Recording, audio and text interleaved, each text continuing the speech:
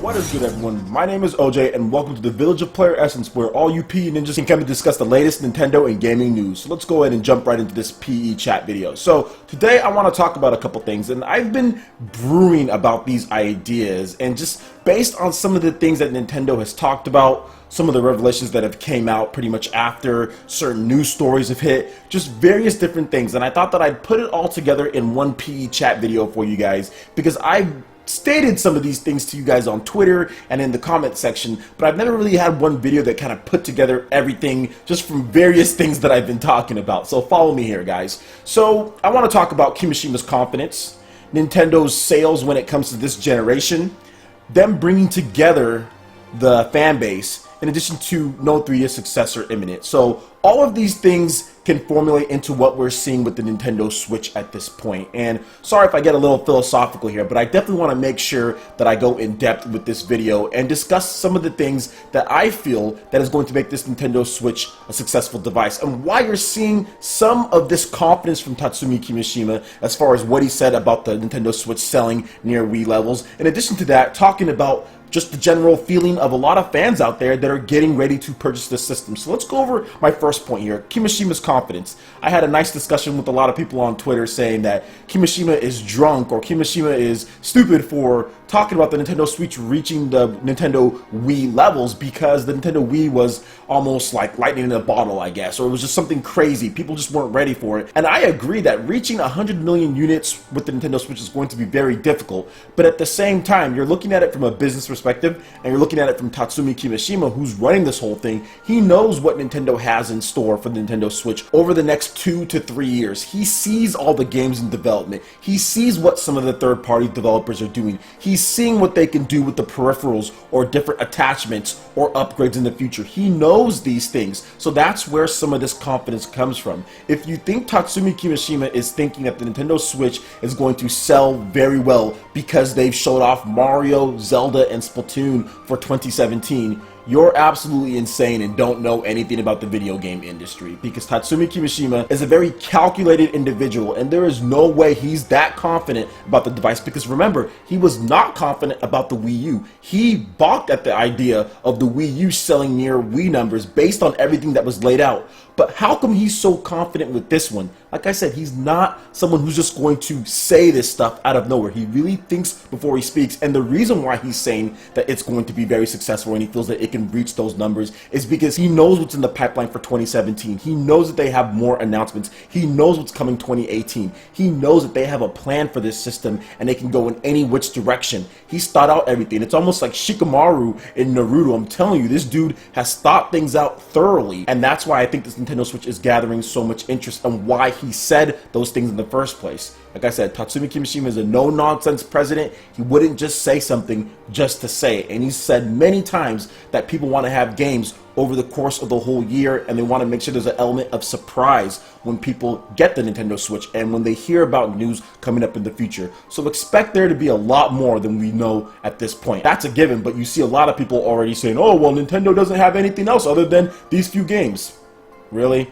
Anyway, let's move on to the next thing here, and I think this is where some of his confidence comes from, especially when you put it in perspective when compared to other dedicated gaming devices out there. So with the Nintendo Wii U and with the Nintendo 3DS for this generation, I'm just going to go ahead and put both of them, so 2010, 2011, and on, when it comes to Nintendo 3DS coming out first, then the Wii U in 2012, Nintendo has sold nearly 80 million devices. When it's all said and done with the 3DS and the Wii U, they would have sold over 80 million devices. And if you look at the support for those two devices, it pales in comparison to the PS3, Xbox 360, PS4, Xbox One. But since we're talking about this most current gen, we'll talk about that.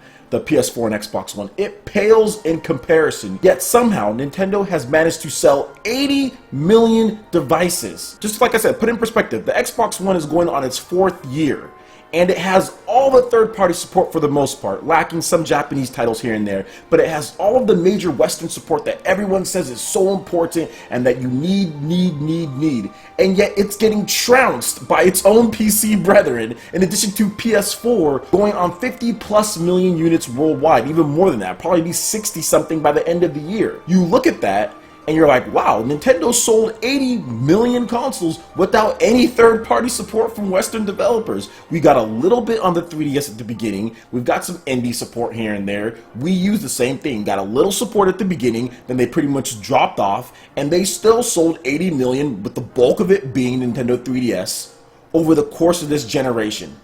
That is impressive no matter what way you look at it. Now, the Wii U sales are definitely not impressive at all. Not impressive at all. But the 3DS combined with the Wii U, when you're talking about dedicated gaming devices with zero third-party support, still managed to sell 80 million units and counting. Imagine if the PS4 or Xbox One didn't have third-party support at all. How much would they sell? Would they even get close to 30 million? Would they even get close to 20 million? I mean, we saw with the PS Vita, that support kind of dried out. So when you put it in that light, I do feel that's where some of this confidence is coming from, to kind of tie everything back. Nintendo was looking at, we have our two devices, our portable and our console, that sold 80 million units plus without really third-party support at all. If we made a device that was better than those two, that had a more consistent lineup, because it was basically the same thing, it was one device. In addition to that, we can convince some third-party developers, big Western developers, to support it because their architecture is more towards PC, so ports won't cost as much.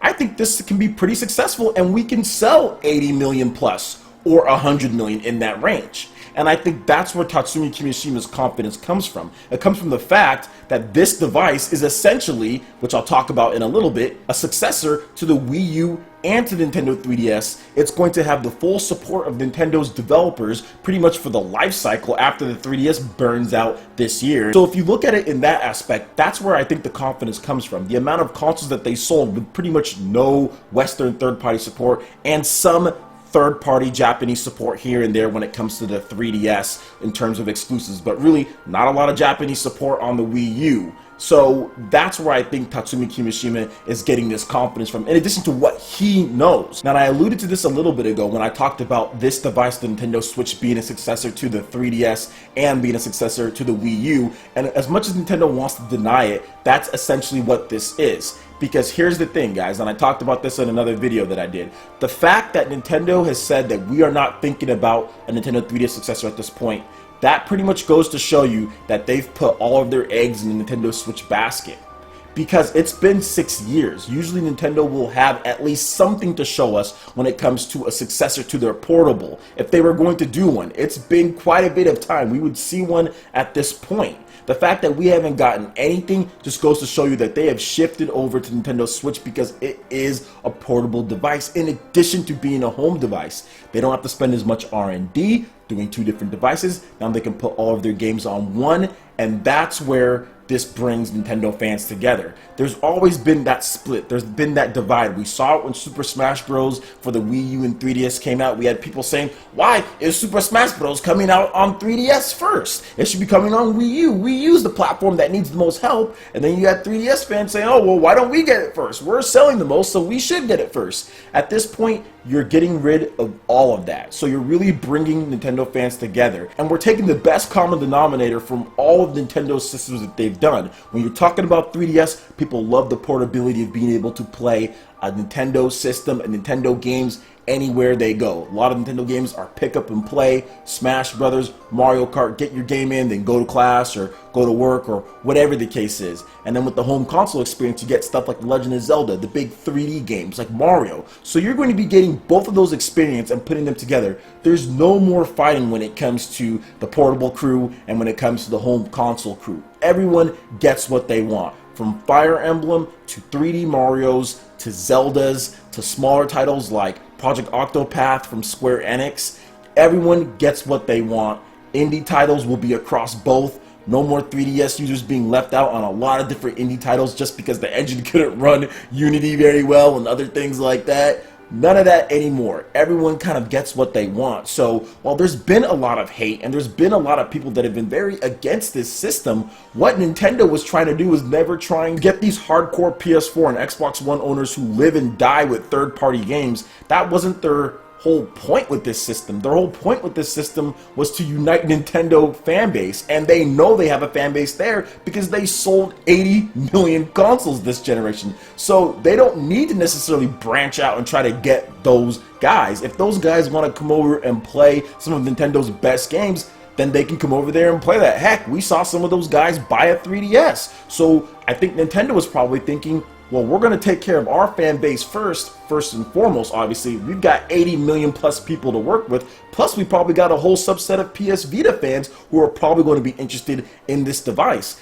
We can sell to those guys. There's plenty for us to sell to, and hopefully some of those other guys jump on as they see how this device can really enhance what they already have. Heck, you can't play your PS4 or Xbox One out on the go with you, so this device, even for them, could be a nice companion piece. But for many core gamers who love 3DS titles and who love the Wii U titles and who were mad that this device or one device got some games over the other, you don't have to be worried about that anymore. And I think that's where, once again, Kimishima's confidence is coming from, because he knows that there's a fan base that's willing to purchase as long as the games keep coming, as long as the content keeps coming, and as long as Nintendo gets some things right with the system design, in addition to online, in addition to what they're doing with it. There's a lot of room for Nintendo to grow, and I think that Nintendo really had an off generation. It was a really off generation for them, and they could have done a lot better, bar a few situations and decisions here and there. So I definitely wanted to finish out by saying, yes guys, believe it or not, even though Nintendo says it's, and I know I mentioned it, but I'll mention it again, this Nintendo Switch is essentially a successor to the 3DS and the Wii U. Now, if this doesn't go well,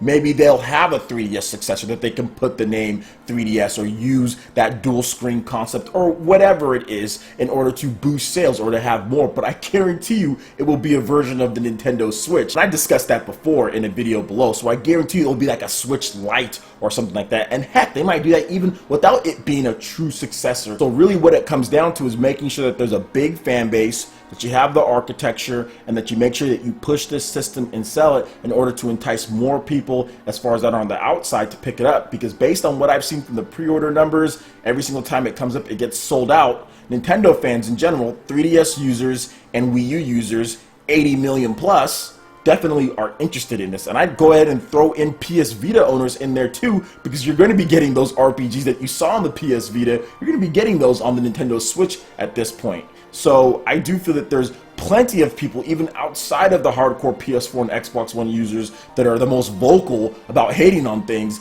There's a base, even without you guys, to purchase this Nintendo Switch system. And I want to end on this, because this is something that irks me too when I see this. When people say, oh, well, the Wii U was in the same situation with pre-orders.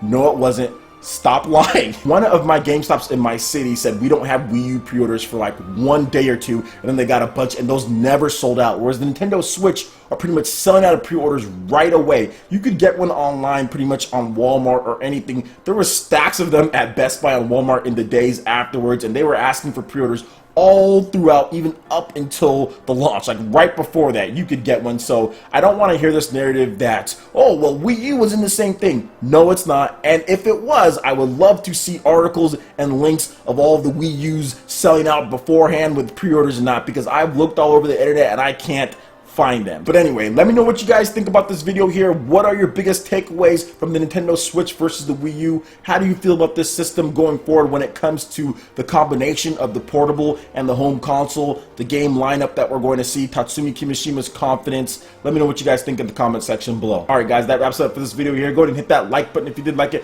Lets me know you guys want more content like this going forward in the future. And subscribe to PlayerEssence for more news, reviews, trailers, tips, and tricks, and everything in gaming. Thank you so much for watching, and we'll see you guys for the next video. Peace.